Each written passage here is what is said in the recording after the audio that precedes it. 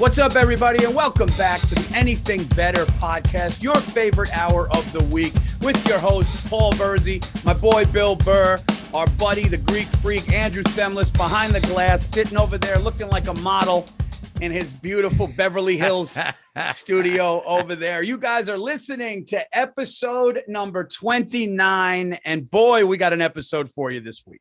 We got an episode. First of all, we got to do the greatest greatest people who ever, athletes, Paul, whoever wore the number 29.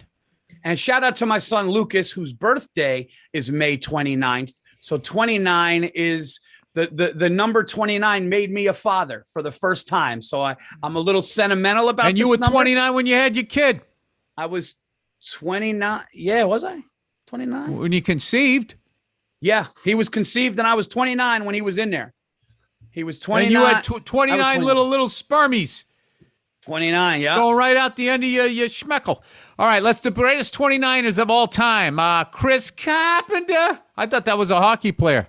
That's a pitcher for St. Louis. 3 All-Star games, 2 World Series championships, a Cy Young Award, Comeback Player of the Year, National League ERA. National League ERA. All right. DeMarco Murray. 3-time Pro Bowl, first team All-Pro. Where's the Super Bowl? Not seen it yet. It's not his fault. The guy's he's got the stats here. He's one of the great 29s. Where the rest of the fucking 29s go? Eric Dickerson, Rod Carew, Catfish Hunter. Oh. Catfish Hunter, Paul. You know them, right? You know that guy. 29. Who else we got here? Why won't this... Oh, this is one of these fucking websites that tries to get all your information. John Smoltz, ahead of Eric Dickerson. I don't know about that. Adrian Beltre. Okay. Ken Dryden, Paul. Who's Ken Dryden? You basketball watching son of a bitch. Who is he? That sounds early 70s to me.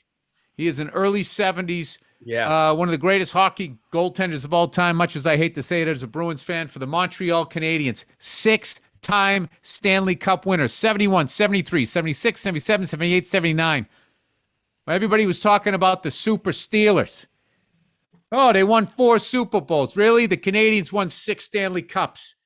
Where you could actually beat the shit out of somebody. All right, 5-time All-Star, 5-time first-team All-Star, 5-time Vezina Trophy winner. That's the Cy Young of goalies, Paul. Conn Smythe Trophy, Calder Memorial Trophy. What else do you need, Paul? You guys got 6 rings. Hey, you know what? I'll give you something you'll be impressed with. Since I'm not a hockey guy and you're the hockey guy on this show, whenever we try to be, about it, Paul. Shout out to Henrik Lundqvist, who retired today or yesterday. How about that? Henrik Lundqvist, New York Ranger, his whole career. Every girl crazy about a sharp dressed man. I got to tell you something. Henrik Lundqvist is a sharp dressed man, good looking kid. You know, when I used to go to games and heckle him, I would ask fashion questions. And there would only be a few. Be like, Henrik, I got a daddy-daughter dance at the high school. It says to wear a sport coat. Is wearing a full suit too much? That's so fun. People would be looking at it, what the fuck? And then there would finally, like 2 or 3 people would understand it. You know what we Playing did? to the back of the arena, Paul. This is what me and you did, and we got to do the opposite. We've done ugly athletes before. Who are some of the most gorgeous? I got 3 right now. Okay. Just fucking all lookers. Right. You ready? Yep. Lookers. Tom Terrific. Tom Brady. Yep. Henrik Lundqvist. Good looking man. Good looking guy. And then the other one, man, I got to tell you, there was one guy, dude. I don't want to mention it. I remember looking at him. I was like, I don't even know if I should. He was a D-back for the Vikings and became a serial rapist. And then he was like an analyst. I think his name was Darren Sharper. I remember looking at that guy going like, that guy could be and then, you know, and could have been a model. He admitted did they give him some weird nickname? No. He admitted like the pretty rapist. He did one of those where he's like, yeah, got out of hand. I feel bad for my family. The gorgeous groper. Back in the day, they would have. Dude, back in the day, if you did something fucked up, they just said what it was. We had a serial killer in Boston, Massachusetts that was strangling women, and he was called the Boston Strangler. There's no question. Yeah, that's like a nickname for a basketball player. Didn't they the Hillside Strangler, the Boston Strangler? No, Andrew Toney. Before the 3-point line, his low-cut Dr. J's would come up and just destroy us. You think the killer or rapist is at home and they're listening to the news and they hear the nickname? They're like, oh, fuck, I wanted a better one. I think Boston Strangler they probably liked. I like that. Yeah. I'll tell you what's fucked up is the NBA is fantastic. You know, the 1980s, they literally gave Andrew Toney the nickname the Boston Strangler, named after a serial killer in Boston because he was killing the Celtics. And that flew. That was not a problem. Wow. Wasn't a problem. Now you can't even be called the Devil Rays because people think that sounds too sinister. They got to be called the Rays, those first-place sons of bitches. Paul, what is happening to my Red Sox? I'll tell you what's happening. They're falling off the road. I'll tell you right now, my New York Yankees are up 5-0, going for their 9th in a row. And if Tampa loses, we're only back 3 in the playoffs if it starts You guys own the Twins. Yeah, we do own the Twins. You go into Minneapolis, you have yourself a Juicy Lucy, and you fucking crank a few over the wall, and that's it. It's over. Yeah. You know what happened with us? We overachieved, and then came the trade deadline, and then they didn't do shit. And that was like mom and dad saying, we don't believe in you. Yeah. Chris Sale's back, though. He's been pitching like 5 innings, I think. 5.5 innings. 5 innings he's been pitching. Derek Jeter, another good-looking guy. But as he gets borderline. He's one of those. Borderline. He was like, you know, he looked good with a hat on. Yeah, you know what? 90s. He took the hat off. The head just kind of kept going out. Big brain on that guy. I mean, come on, man. Standing next to A-Rod. Yeah. A-Rod, come on. A-Rod's a good one. A-Rod's a good-looking guy. Guys can't. A-Rod was almost as good-looking as J-Lo. I think that's why they broke up. Yeah. She had to put all that makeup on, and then she looked at him in the Jack and Jill mirror, and he's fucking looking fine. She's like, "Are you using my frosted tips, fucking kid?" I love A-Rod, man. I love listening to him talk baseball, and he fucking crushes it in the real estate market. Kept all his fucking money. Smart guy. How do you not love that guy? No, here's the thing. A-Rod has that Pete Carroll gene. A-Rod and Pete Carroll. Don't you? No, he does. Pete Carroll's sneaking behind somebody's fence in the suburb. Don't you put that on A-Rod. A-Rod's going to smile at you, shake your hand, and then do it, I think, a little bit. No, he isn't. I think so. He is not. He's going to fucking walk down the street shirtless during the Puerto Rican Pride Parade. You can be like, God damn it, I wish I was in that shape with those stunning eyes. I smell a rat, Bill. I know. Pete Carroll's dipping into the dish at church. He is Flanders. That guy is Flanders. Dude, Pete Carroll would come to your house if you were new, shake your hand, welcome to the neighborhood, give you a cake, and then stare at your wife's ass as she walked away. Absolutely. You know what? And you would totally be expecting it. He's not even good at it. Be like, walk slower, honey. Pete Carroll is exactly who we thought he was.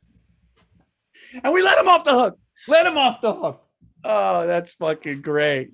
Yeah, that's great. A-Rod was a little between his ears at some point, but now that he's outside of baseball, dude, him on the MLB network during the fucking playoffs, there's nobody better. Him and Pete Rose. Listen. Over. A-Rod is great talking baseball because his passion and love for it has never wavered, ever. He has that. Plus, the kid was a phenom at 18 years old. He knows baseball. But I'm telling you, he would fuck your wife and then go out and then double date with you and smile at you as he cheers the fucking martini. I'm telling you. This you're just going so hard because you lost in 04 and you blamed him. No. You guys all blamed him. He helped us in 09 win. He had an MVP year, whatever. Come on, Bill. You can't frost your tips. I don't get. That's just coming from frosted tips, Paul. You're Italian. No. Half your friends did that. No, what I'm saying is, I think there's Look at you with all your jewelry hanging off of you and stuff. I don't judge you with your fucking gold watch and shit. You look like you're about ready to sell me a lemon. What do you think about that? Listen, I get that, but I would tell you the car is good. I wouldn't do that to you. I'm the guy that. Hey, is there anything better than not arguing an insult? You just agree with it. It goes away, man. There's nothing better than that. You ugly orange son of a bitch. I know. God damn, I'm unsightly. It's over. No. Now the guy wants to buy you a beer. No, I would tell you it's a lemon. I go, listen, you don't want this one.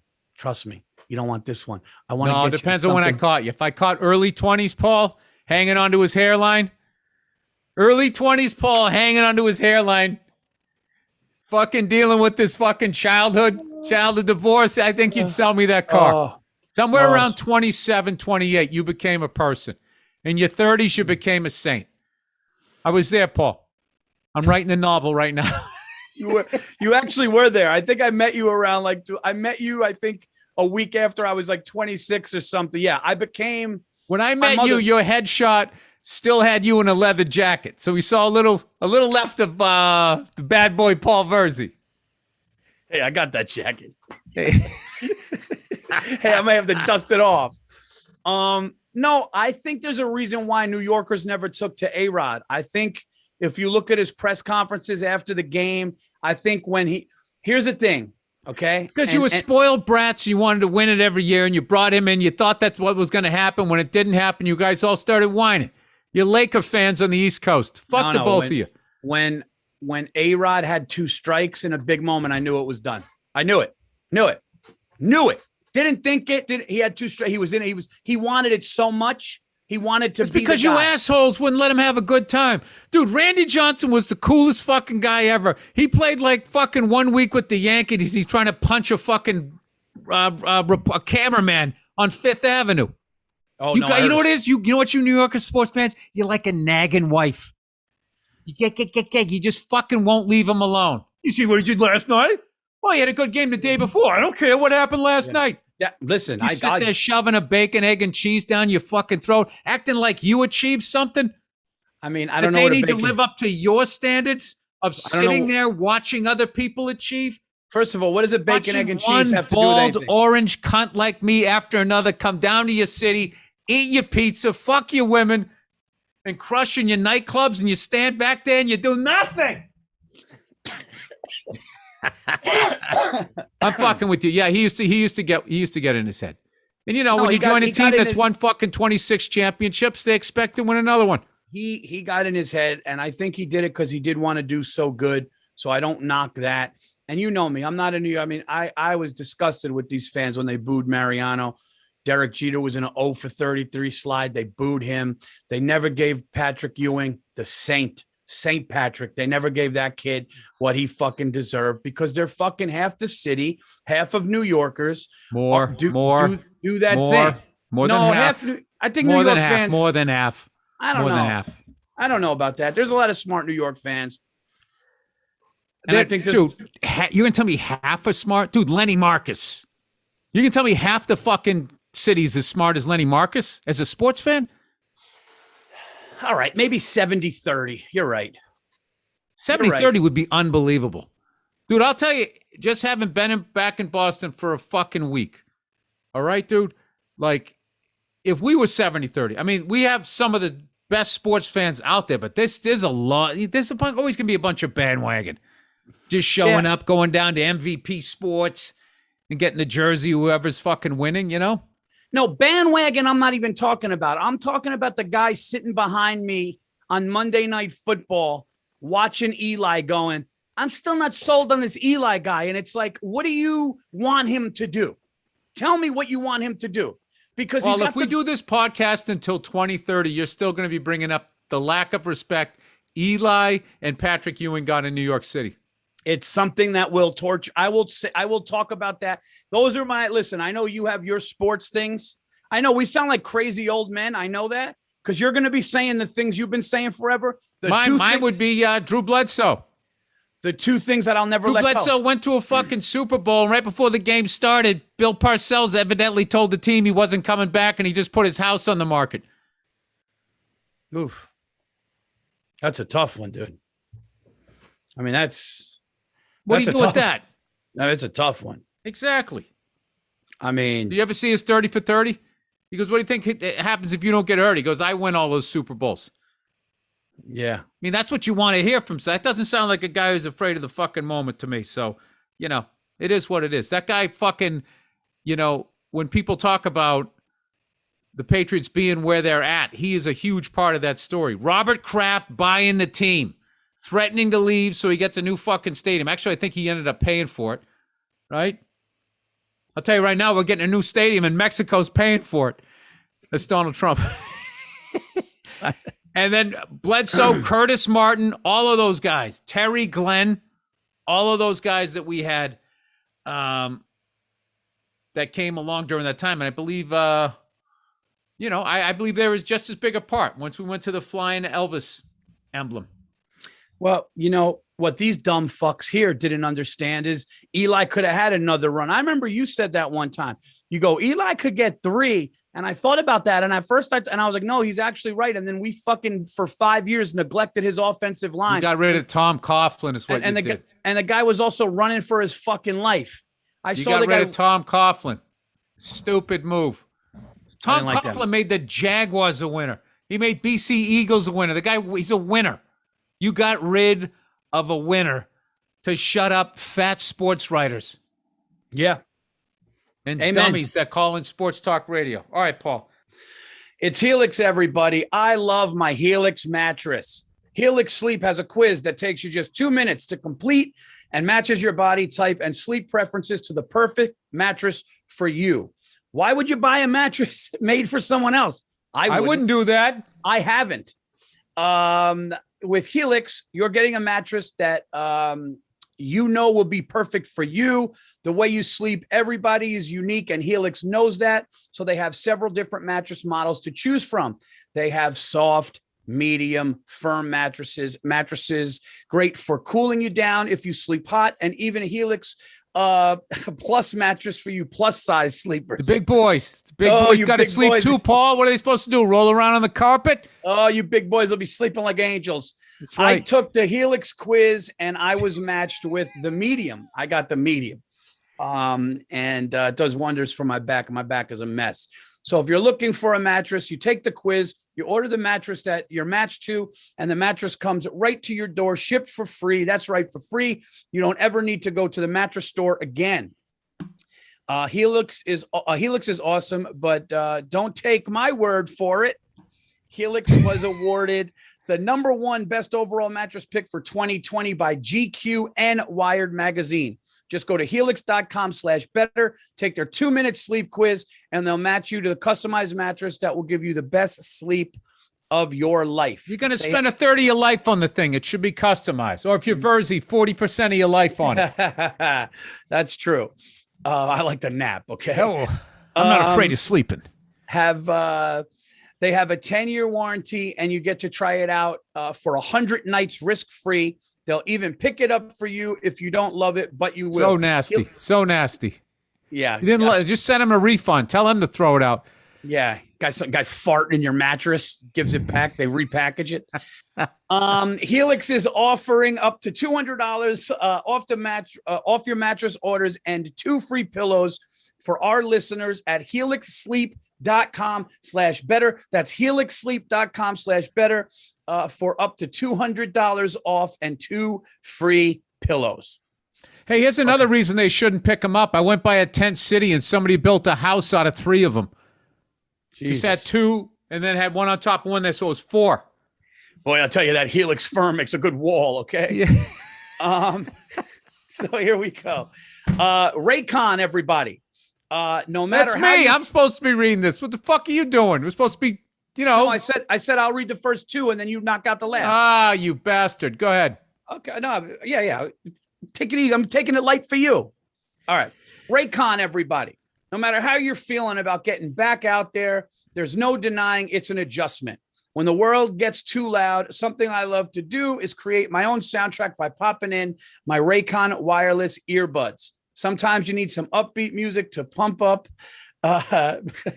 you up before you see people, or to stay calm with some guided meditation. I just pictured somebody's family coming over that they don't like, and it's just like, let me tell you right now, Raycons are the best way to listen. They come with a bunch of gel tips for your comfort, and unlike some other brands, they don't stick to your ears. Raycons stick out of your ears. Yeah, like those, the ones they're talking about, the ones named after that fruit there. These ones are great. I've tried these. I stand by them, Paul. Yeah, I don't like when they hurt. I like these are comfortable. I'd help Raycon move a body. Raycons that's how loyal we are, guys. You give us comfort.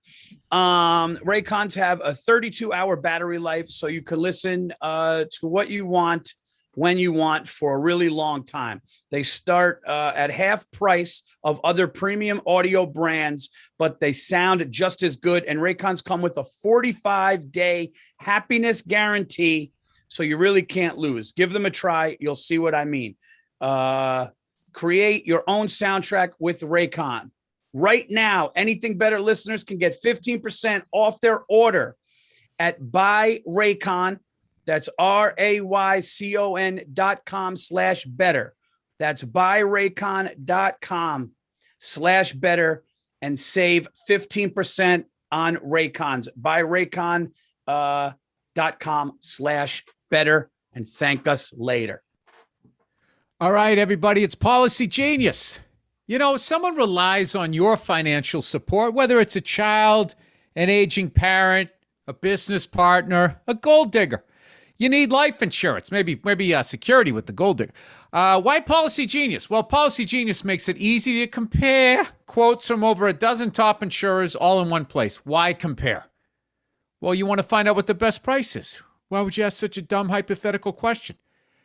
You could save 50% or more on life insurance by comparing quotes with Policy Genius. You could save up to $1,300 or more a year on life insurance by using Policy Genius to compare policies. The licensed experts at Policy Genius, they work for you, not the insurance companies, so you can trust them to help you navigate every step of the shopping and buying process. That kind of service has earned Policy Genius thousands of 5-star reviews across Trustpilot and Google. And eligible applicants can get covered in as little as a week, thanks to an award-winning policy option that swaps the standard medical exam requirements for a simple phone call. Hey, how you feeling? Oh, I feel great. You're covered. This exclusive policy was rated #1 by Forbes magazine, higher than options from Ladder, Ethos, and Bestow, whatever that means. How it works. Getting started is easy. First, head to policygenius.com/better. In minutes, you can work out how much life insurance coverage you need and compare your personalized quotes to find your best price. When you're ready to apply, the Policy Genius team will handle the paperwork and scheduling for free. Policy Genius doesn't add on extra fees. Head to policygenius.com/better and get started right now. Policy Genius, when it comes to insurance, it's nice to get it right, Paul. And you know what? It's nice if you created a bunch of kids with your wife there. God forbid you fall under the combine. You know, they ought to be able to go out and get themselves some Fruit Loops. There you go. Get some life insurance, for God's sakes. Yeah, I mean, they don't need to, Paul. Paul, they don't need to. They don't need to. Oh, boy. Yeah, no. I got to tell you something, man. You got to have a lot of trust. There's a lot of trust, man. You know, you get some BS life insurance. All right, whatever. What's she going to do? Get herself some shoes? But you start getting her some walking around money, Paul. Bill, you know me. You know, I mean, I love a murder show. I mean, I'll watch Forensic Files all night. I watch Murder Show, and I got to tell you, 85 or more % of that is based on life insurance policy. Guys are whacking there because what happens is they're in another relationship. Instead of getting divorced, instead of just doing it, just they're walking away. You can get another bed. They don't want to leave. Helix Sleep still exists whether you're married to her or not. Just get another fucking mattress. They don't want to leave. And then the only way to do it is a life, they're like, oh, there's a life insurance policy. We'll get money. And they think they're not going to get caught. They always get caught. But exactly, Paul. We got people out there. They're being their own hitmen. They're being their own doctors, and they're being their own scientists. Yeah, it's you're going to get caught. You're going to flunk the class. I love when the insurance policy gets signed and the person's murdered. Like literally they're like 14 days later.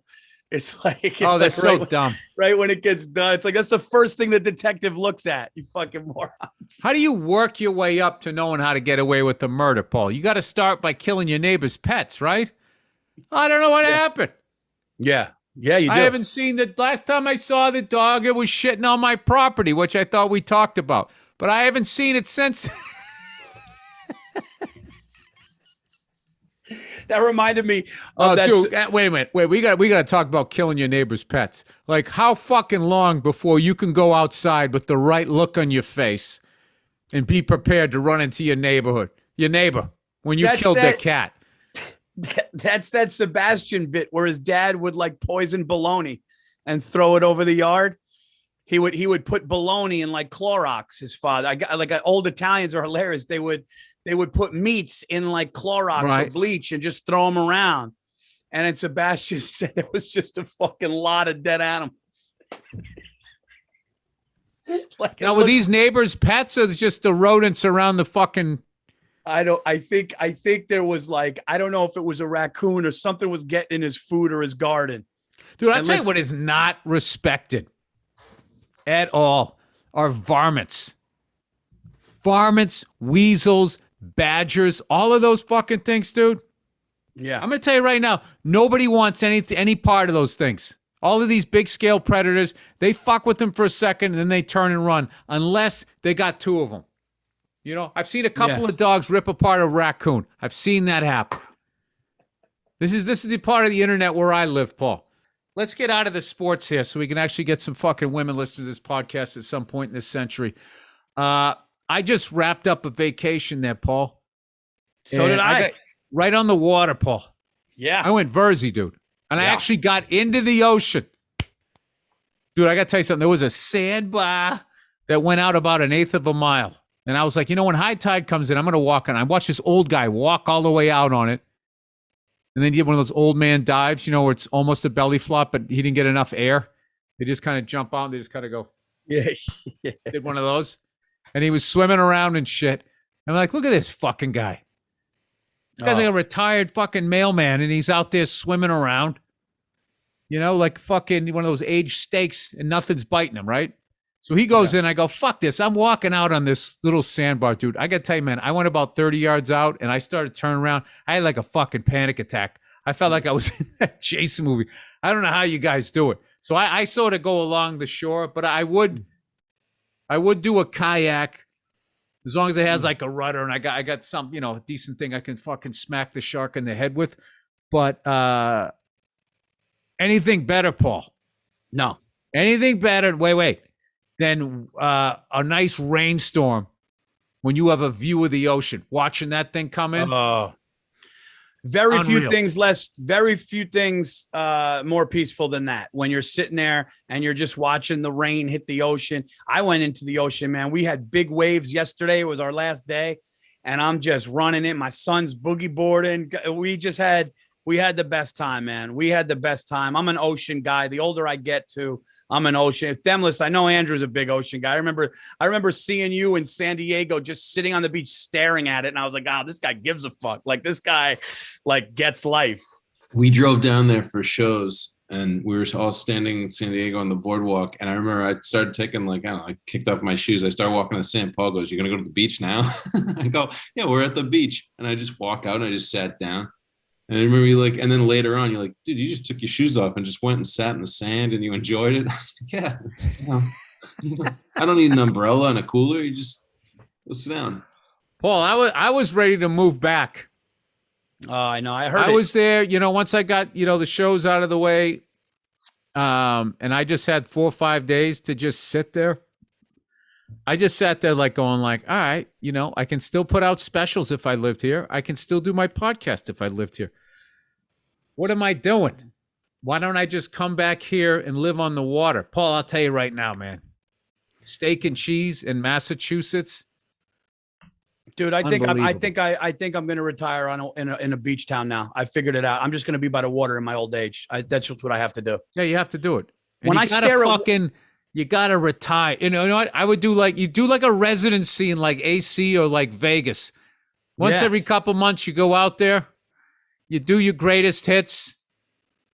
You know, make a little bit of money to fucking, you know, keep the feds away from you, the tax man, and then just go back and just sit there and do nothing. I swear to God, my wife doesn't get it. She goes, "You're gonna fucking die on stage," is what she told me.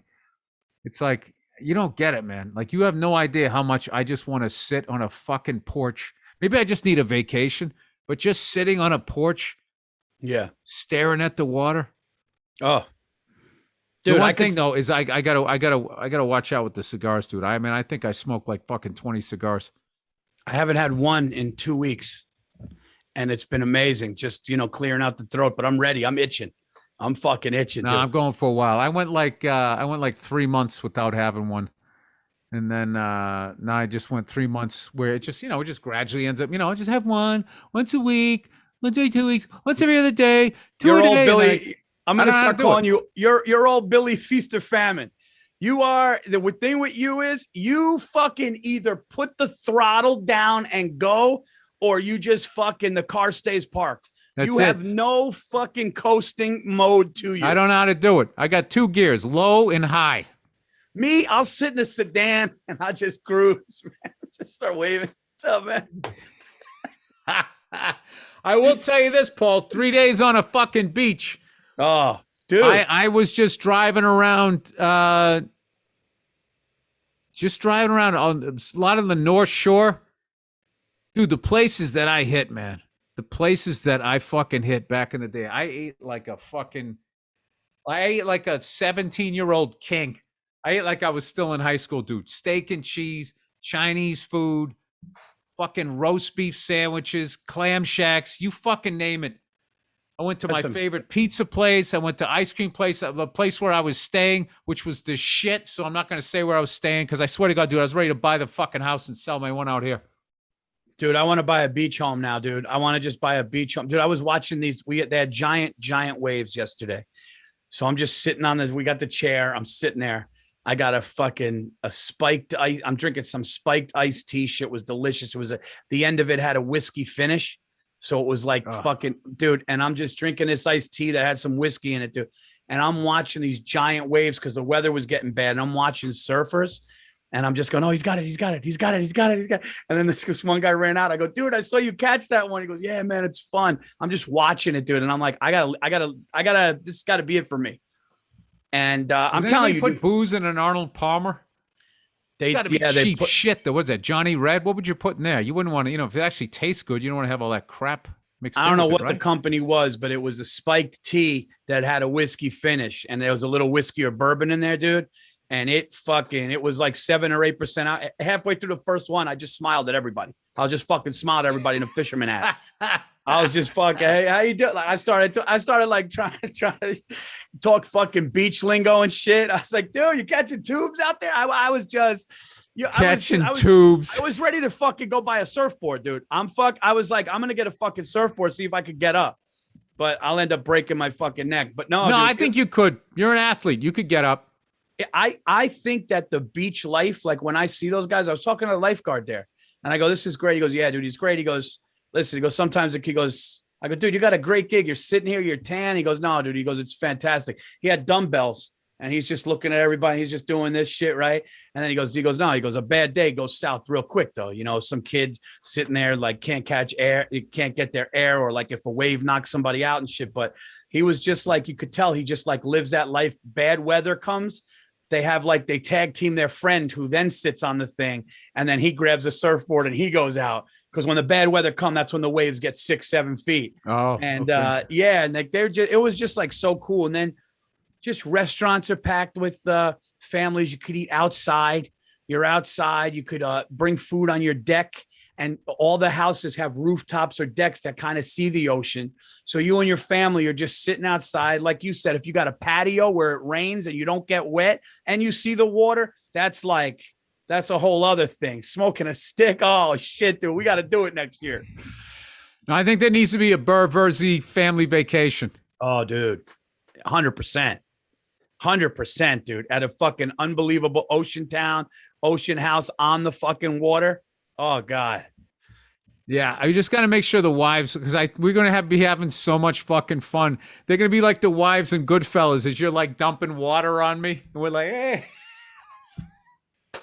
It's like, guys, are we going to go someplace? Are we just going to sit around the fucking house? Is Paul drunk on the beach again? Huh? I said, is Paul drunk on the beach again? Oh, dude, I'll just sit on and here's the thing. I could sit on the beach in the fisherman hat or like in the shade. Like when I don't want to get any more sun, just sit there and just drink, let the breeze. Well, I show up with that. like Yeah. a sandwich board. I walk on with my own house and all of that shit. Fucking zinc oxide on my nose. I just want to hear the ocean and see it a little bit. That's it. Anything better than listening to the ocean, just hearing it when you're right there, dude. Oh, Paul, I would come home at night, right? Come home at night, and I would I would sit. There was the porch below and the one up top off the main bedroom. And I would just sit out there, and high tide would come in right as I was coming home for a few nights. And I would just sit up there just listening to it. My wife would come out. What are you doing? I'm just listening to the waves. And she'd be hanging out there. Next thing you know, we're having like a great conversation. We're the best time, man. Dude, it's the best. Smelling the salt water when you're sitting there with a drink and you're just talking. Oh, and dude, it's so funny. Why do we have to work? What? I know. Why do people have to work? All we need is food. Why can't we just be like that? Because some cunt wants a bigger fucking house? I don't know. Dude, we're literally, there's people every day just driving to work past the fucking ocean and don't have the time or money to ever sit there and fucking enjoy it because they're sitting there working for somebody else. I don't get like I remember reading a thing, you died way sooner, obviously, back in the day. But in caveman days, they said there was a lot of leisure time after you made a big kill. Yeah. Just fucking laying around. Dude, I'm telling bison. If I make a certain amount of money, you'll see me again. You and my friends will see, that's it, dude. That's it. I'm going to put out a certain amount of hours of comedy that after taxes. What's your number you walk? After taxes, walking. What's the bye-bye Paulie number? We did this before. I would say I'm talking clearing. Once I get to another, it's all yours, Paul. No one can touch it. All right. So what? I would say another 15. I don't know. Paulie needs walking around money. Yeah, I would. Yeah, Paulie likes to flash. Free and clear 15 to 20 million after my career, and I'm done. I'm walking. Like if I was done, I'm not going to see you in 10 years. You're going to get that. Dude, then you know what? Hey, come to the beach house, okay? Dude, I'm going to be playing golf and sitting at the beach. But now the beach is starting to take over golf. Like I didn't even want to go golfing. I'm like, fuck that. I'm going to look at the ocean. I want to look at the ocean. Golf is such a crapshoot. It is. It's like I look at golf courses. It's like there's 50% cool guys, 50% assholes. Am I right? Yeah. And then most of you are going to have a bad day. So someone who's already an asshole is not shooting well. Then you got to fucking deal with that. And then someone who was a cool guy is pissed by the fourth fucking hole. Yeah. It's just, I know I'm missing something with the same way I was missing something with soccer, which I actually like. But guys like me and you who don't care about our score, and we would just be happy smoking sticks out there, laughing in a golf cart and just having a good time. That's how I play golf. I don't understand with the seriousness. You were good. You didn't take it seriously, but I watched you. I still remember that shot you had on that 8th hole where you were like 15 yards out and you popped it up perfectly on the green. I was like, oh, if this guy gave a fuck, you could play. You're just one of those, you just don't care, No, I don't. I don't respect the sport because they, I respect it at a professional level. Right. The amount of fucking cheating that is involved in it. And then the amount of how much they adjust the equipment. Like they literally, you go down there. Burr Kreischer was telling me, you go down there and if you have a slice, you don't have to fix your slice. They fucking give you a club that if you're swinging like a slice is going to make it a little bit straighter. Yeah, They always put more little fucking dimples in the golf ball. They fucking, whatever they can do, Paul. You said it was like a jet ski at the end of a stick, which is so fucking funny. It's perfect. It's actually perfect. I don't even remember. As far as how much bigger can the club head get? That's my thing about it. And all the dumb fashion and all of that shit. So it's just a really it's a really silly activity that a lot of really non-athletic people can get away with. Dude, I got to tell you something hilarious. You're going to love this. You guys are going to fucking love this. So a family that we know was down the shore where we were, right? And we went mini golfing with them. And I'm real cool with the dad. The son is Lucas's best friend and real competitive. And this guy is ridiculous at golf. He's a police officer, but he's a scratch golfer, dude. There's nothing better than a scratch golfer, though. I love a scratch golfer. Dude, this guy I just start laughing when he drives the ball. He fucking drills it 300 pin straight every time. I go, dude, you could have went pro, dude. He shot a 68 with me, and he was putting for eagle 3 times. He goes, no, I'm not good enough putter, right? So anyway, dude, we're playing. So he's like, yo, we're playing mini golf, and him and his son have that his son wants to beat him. They have that little shit talking thing. So me, Lucas, Billy's his name, and James, his son, we'll start playing, and Billy gets up there. This guy's in great shape, like early 50s, great shape. Just the nicest fucking guy you ever meet in your life. The nicest guy. Like he's one of those, hey, how you doing? Yeah, like you agree. Just so if you had an issue with this guy, it's you, right? This guy makes me look like a dick, right? Easy going as far as, you know what I mean? So I realized that sounded arrogant. I meant as far as easy going. Paul, right? You're easy going. So we go up there, and when you're mini golfing, there are other families like near you because like you're on one hole here, there's people over there. So he hits it, and it starts going towards the cup, and he gets a hole in one, and he goes, and this is Billy, this is the dad. He like pointed to the cup. He goes, all right, hole in one, let's go. And he turns, and there's like this 5-year-old little boy just looking at him. He goes, let's go. And he goes to give 5, and the kid was so freaked out. The kid was so freaked out and scared. I swear to God, it was one of the funny because he just like it was like this. It was like, oh yeah, let's go. There it is. And the kid just like totally froze and like slowly, dude. I was crying, laughing, and then even his son, he goes, Dad, you freaked that kid out. That kid was freaked out. And he goes, he was fine, dude. You should have saw it because imagine you're a 4 or 5-year-old kid and you're just sitting there and spontaneously some 55-year-old guy tangent. Yeah, let's go. They would have freaked me out. So, that's another thing, Paul. I don't like about golf is everybody blames the equipment. I just got, my last club sucked. They just got fitted with some new clubs. Hey, Paul, that football sucks. I got fitted with the new football. It's got some extra laces. Next to grip on the end so my index and my middle finger can grip it better.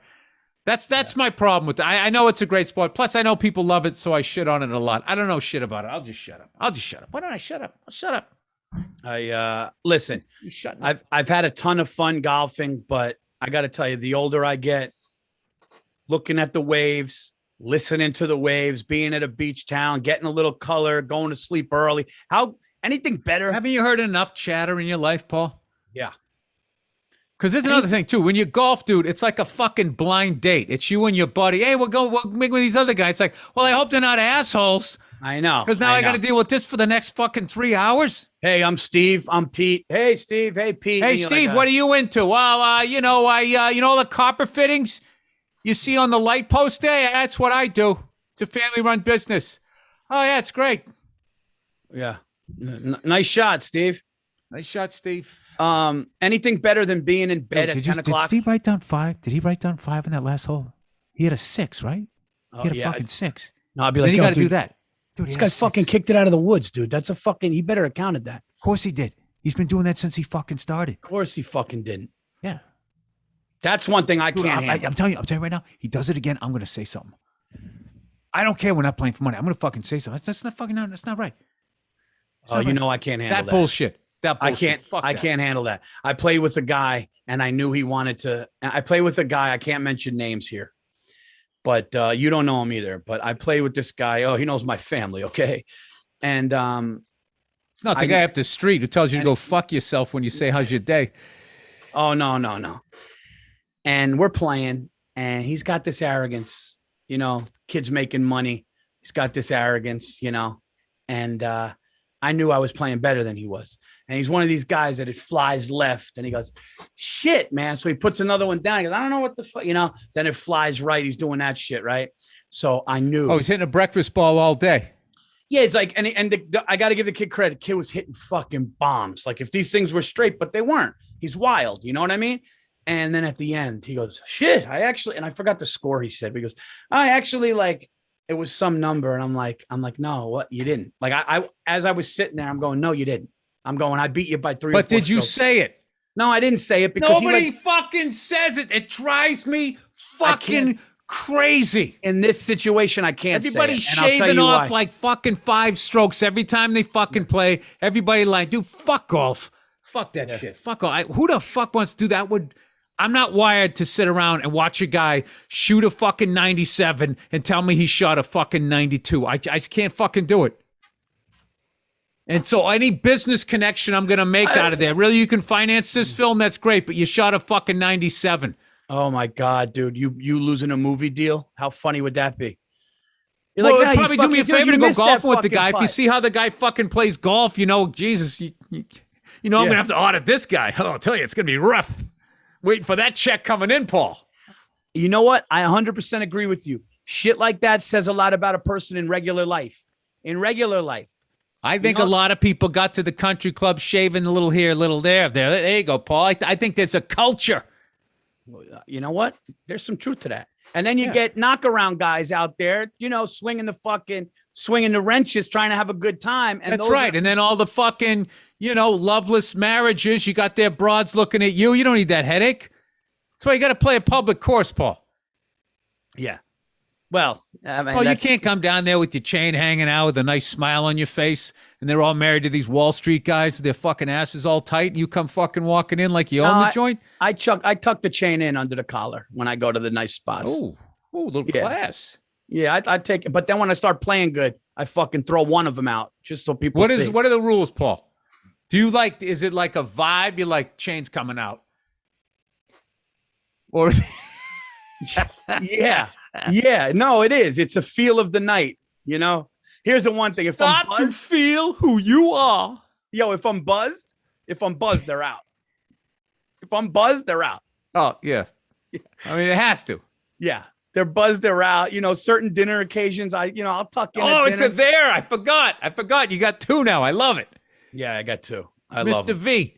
Yeah, I love them. They comp. I'm never going anywhere. I'm never getting 3. It's these 2. I got the rope, and then I got the link one. That's it. I'm done. You don't think 3? 3's a magic number? No, Schoolhouse Rock? 3. Then I like it. Little shark tooth, Paul. Nah, you get 3. How then about you a get ring. medallion? Nah, PV and diamonds? maybe that sounds nice. You know what? Oh, Jacob the jeweler, Paul. He'd take all your money. If he showed 15, me, 20 million. Get the fuck out of here. You need to make like 40 before you could walk. if he showed me a PV and diamonds, I'd be like, all right, let me talk to my wife. I'll call you tomorrow. I mean, Stace, it's going to appreciate. It's going to appreciate value. People remember my name. It's going to pay for itself. You know what your problem is? You don't know how to enjoy life. Yeah, you don't. Your whole No, you fucking don't know. family. You don't know how to fucking enjoy life. I'm buying a beach home. I'm not even joking. I'm going to buy a beach home within the next 2 years. I'm going to buy a home on the beach and I'm going to stay there a lot. Why not? Why not, dude? Why fucking not? I love what you told me what you would do at the beach house. Like, I didn't know that you were going to go there. I'm buying a beach house. Next 2-3 years, I'm buying a beach house. I'm buying a beach house, and I'm going to go there. No, those guys that spend and they get a house, they never go. They go, oh, you guys stay as long as you want. We never go. I'm not doing that. Like, I'm gonna buy a beach house. I'm gonna enjoy my beach house. I'm gonna. Paul, if I bought a beach house, I would live at the beach, and then I would sell this house because I'll tell you, I became a different person out there. I saw it. I talked to you in the 3 conversations I had with you. I think there was a FaceTime in there. I just saw a whole other Billy. You were skipping around. I haven't seen you skipping around like that since we were throwing a football in Washington, D.C. in 2008. Where was that? Me and you took an NFL football, the official one, when we met Willis at the thing, and we went to a field, and we started whipping the fucking thing around before one of our shows. I think it was before we fucking ate like idiots at that tasting. We ate because we didn't know what we were doing. That chef hooked us up. Andrew, this guy, this chef, liked me and Paul's comedy, right? So he says, "Come, I got a restaurant in town. Come by." And He didn't know. sitting there No, going, he liked Bill's being modest. He was a fan of Bill. I was opening for Bill. They said go down and then go ahead. So I bring Virzi, and Virzi the whole way's talking shit. He's like, "Bill, we are gonna dine like gods." I remember that. So we fucking show up for this thing, and I didn't realize that when you go there and a chef cooks for you, he gives you a taste of the menu. They bring out a plate of everything. You don't have to finish it, though. I mean, I was raised, you finish what they bring you. So, dude, it was fucking it was everything. So it would be like some spicy shrimp type of thing, and then you get waffles. And then there'd be like a salad. I mean, it was just, my stomach was like, what's going on here? Okay? We're just sitting there going like, oh, you bought more? We just kept trying to finish the fucking plates. We're eating everything like we were at Nathan's or something. So then we have to do a show that night. I think we told this story before in the podcast. I can't remember. So we fucking end up going down to the DC Improv, and we are both in the green room like sweating. We had like profusely. And he's literally going like, we just have these looks on our faces like, like we just got pulled out of something and survived. And we're like in shock, and Virzi's going like, dude, I just don't feel right. I just like, I don't think I can get through my set. I couldn't believe you had to do thanks an hour. a lot, good night. Yeah. No, he did an hour, and I couldn't believe he did an hour because I had to do 15, 20 minutes, and I felt like I actually felt nauseous, like I could throw up, but also slow. It was just, I was so fucked up in the end. I was selling my DVDs, and the chef was standing in the line. He said hello. I didn't even recognize him. I was like, hey, what's going on? How are you? And then he was probably like, what the fuck? I felt so bad. The next day I went down to his restaurant to apologize, to tell him I was so full of food. But, of course, the place was closed. So there went that hookup. All right, we're starting I got a kid's birthday party. I got to go, man. This fucking hour just flew by. Look at this, Paul. That's done? Yeah, I mean, well, we went a little bit short today, Paul. Well, no. You know what it is? It's because we're that damn fucking good. That's how good the show is. Speaking of the show, everybody, make sure that you like and subscribe. Get the show anywhere you get your podcasts, like iTunes or Spotify. Subscribe to the Anything Better podcast. Subscribe to the Virzi Effect. Subscribe to the Monday Morning Podcast. Check out all the things we're doing. Check out the dates. Salt Lake City Wise Guys, September 3rd and 4th, August 27th, Governors. All those dates are on paulvirzi.com. This has been episode 29, which Hey, Paul, you going to that Penn State game with me? I think I am. Yeah, I got you and Bartnick on that gig. Typical Bill. And I think somebody from fucking Penn State might have reached out. Maybe I don't know. Maybe something happens. What? I don't know. Whoa. Who knows? You don't mean what I think you mean. Paul, the starting fullback. No, maybe, I don't know, maybe something cool is going to happen. I don't know what, but I'm very excited.